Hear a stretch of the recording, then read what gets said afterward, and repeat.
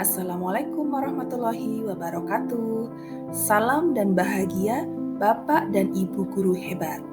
Saya Esti Purwaningsih dari SMP Negeri 4 1 Atap Karangsambung. Kali ini ingin menyampaikan koneksi antar materi modul 3.2 Pemimpin Pembelajaran dalam Pengelolaan Sumber Daya. Sekolah diibaratkan sebagai sebuah ekosistem. Di dalamnya terdapat interaksi antara faktor biotik yang terdiri atas murid, guru, kepala sekolah, staf atau tenaga kependidikan, pengawas, orang tua, dan masyarakat, serta faktor abiotik yang terdiri atas keuangan dan sarana prasarana. Mengoptimalkan interaksi faktor biotik dan abiotik perlu seorang pemimpin yang mampu mengelola sumber daya untuk mencapai visi, misi, dan tujuan sekolah. Senada dengan Ki Hajar Dewantara yang menyatakan, tujuan pendidikan adalah menuntun segala kodrat yang ada pada anak-anak agar mereka dapat mencapai keselamatan dan kebahagiaan yang setinggi-tingginya, baik sebagai manusia maupun sebagai anggota masyarakat. Paradigma inquiry apresiatif sejalan dengan pernyataan Ki Hajar Dewantara bahwa anak-anak hidup dan tumbuh sesuai dengan kodratnya sendiri, baik kodrat alam maupun kodrat zaman. Bahwa kemerdekaan belajar dapat terwujud dengan menerapkan pembelajaran yang berpihak pada murid, menggali potensi pada murid sesuai dengan kodrat zaman atau perkembangan ilmu pengetahuan dan teknologi zaman itu, menciptakan suasana kelas yang menyenangkan dan bermakna, serta menumbuhkan motivasi intrinsik siswa. Paradigma inquiry apresiatif berkaitan erat dengan asset-based thinking.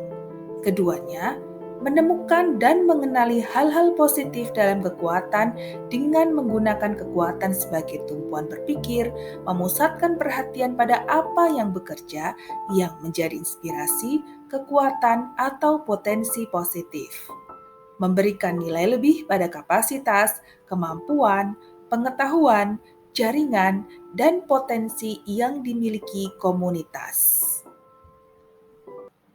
Di dalam asset-based thinking, dikenal minimal ada 7 buah modal, yaitu modal manusia, modal sosial, modal fisik, modal lingkungan alam, modal finansial, modal politik, dan modal agama dan budaya. Ketujuh modal ini dapat saling bersinergi sebagai kekuatan yang bisa mendukung sekolah untuk menjalankan perannya dalam pendidikan. Namun seringkali pikiran kita terjebak pada deficit-based thinking yang perlu perlahan kita hilangkan, seperti menempatkan komunitas sebagai penerima bantuan menyebabkan anggota komunitas menjadi tidak berdaya, pasif, dan tergantung pada pihak lain. Memusatkan perhatian pada apa yang mengganggu, yang kurang, tidak bekerja, membuat kita tidak nyaman, dan menjadikan kita buta terhadap potensi dan peluang yang ada.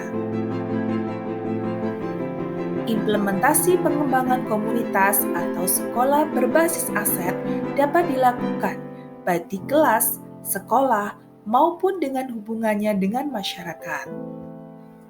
Di dalam kelas, dapat diterapkan pembelajaran berdiferensiasi untuk memenuhi kebutuhan belajar murid dari profil minat dan kesiapan belajar melalui diferensiasi konten, proses, dan produk, serta coaching melalui pertanyaan pemantik murid berpikir kritis berdasarkan potensi yang dimiliki untuk mengambil keputusan dengan pemikiran sendiri. Di sekolah, pengembangan komunitas berbasis aset dapat diterapkan melalui coaching dengan rekan sejawat, penetapan visi misi sekolah, dan penyusunan program-program sekolah. Sementara di masyarakat, pengembangan komunitas berbasis aset dapat dilakukan dengan kegiatan kemitraan dengan masyarakat untuk kegiatan pembelajaran, seperti mendatangkan tokoh masyarakat dalam bidang seni dan budaya, agama, politik, kewirausahaan, dan tokoh-tokoh lain, serta menjalin kerjasama terhadap upaya mencari solusi pada fasilitas sekolah dengan pemerintah desa dan masyarakat sekitar. Asset-based thinking telah mengubah pemikiran saya. Sebelumnya, saya cenderung melihat kekurangan sehingga upaya yang dilakukan adalah melakukan perbaikan dan mengandalkan faktor dari luar. Namun, kami telah berupaya memaksimalkan apa yang kami miliki di sekolah. Nah, setelah mendapatkan pelatihan tentang pemimpin pembelajaran dalam pengelolaan sumber daya, saya berpikir bahwa sekolah tidak mungkin lepas dari permasalahan. Sudah saatnya kita menggunakan kekuatan yang ada untuk membangun kekuatan baru. Sekolah tidak hanya memiliki modal manusia, fisik, dan finansial, melainkan juga sosial, lingkungan alam, politik, agama, dan budaya. Sekolah tidak hanya tentang guru dan murid, tidak juga tentang bangunan fisik dan sarana prasarana. Dalam menjalankan pendidikan, banyak unsur yang terlibat. Oleh karena itu, saya perlu fokus pada aset dan kekuatan yang dimiliki sekolah dan bagaimana cara mengelolanya dengan berpikir kreatif untuk masa depan sekolah yang lebih baik. Demikian koneksi antar materi modul 3.2 Pemimpin Pembelajaran dalam Pengelolaan Sumber Daya. Semoga akan lahir banyak pemimpin dan sekolah hebat yang mampu mengelola potensi yang dimiliki untuk masa depan pendidikan Indonesia yang selalu lebih baik. Salam dan bahagia. Terima kasih. Wassalamualaikum warahmatullahi wabarakatuh.